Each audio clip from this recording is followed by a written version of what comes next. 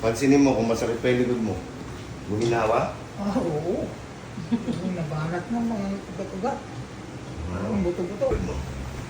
Sakit pa? Hindi na? Maluwag. Lumuwag. Oo. Ilan yung mga daliri? Hindi lang ako. Lumuwag yung ano mo. Nawala yung sakit sa likod. Nalakas eh. Tok. Tok.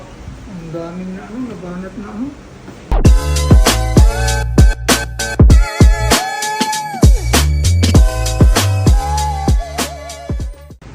Dito. Ilan taong ka na? 56. Saan po kayo galing? Saan? Abra. Oo. Anong masakit sa'yo tayo? Dati may ano siya, yung shoulder niya. Tumitigas. Oo. Cellphone pa rin. Sa likod, sa balakang. Hindi naman, dito lang. Sa taas. Sa likod, oo, sa likod. Anong masakit pagka... Pag nakayuko kang ganyan, masakit. Oo, masakit. Yung napapagod na sa trabaho, ito naman palaging ano. Umupo kang matagal, mahirap Iunat. oo. Hindi mahirap pa ganyan. Diretso. Oo. Patuloy ko lang. Ang naramdaman. Osteoporosis na. Baloktot na. Wah! Yeah. Nangangatan na yung butong. Tarlac City, may kilala ka ba?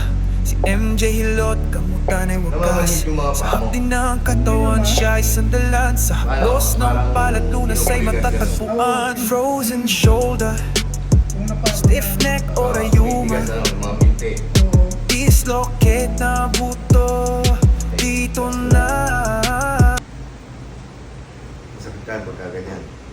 Hindi naman. Ganito. Hindi. Ito. Hindi. Okay. Nandito talaga, nasa gitna, sa likod. Okay.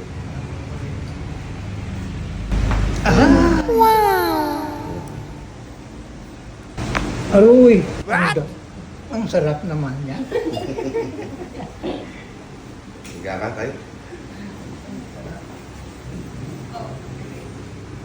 Yung mga tuhod-tuhod mo, masakit na rin.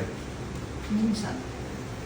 Ilan taong ka na? Vertigo sa yati ka manhid na paa. Kahit lockjaw, kaya niyang malunasan yan. Scoliosis, osteoporosis, at rheuma. Tiwala lang, kay MJ ay walang iwan. Yaw, mula ulo hanggang paa, problema sa kanya ito.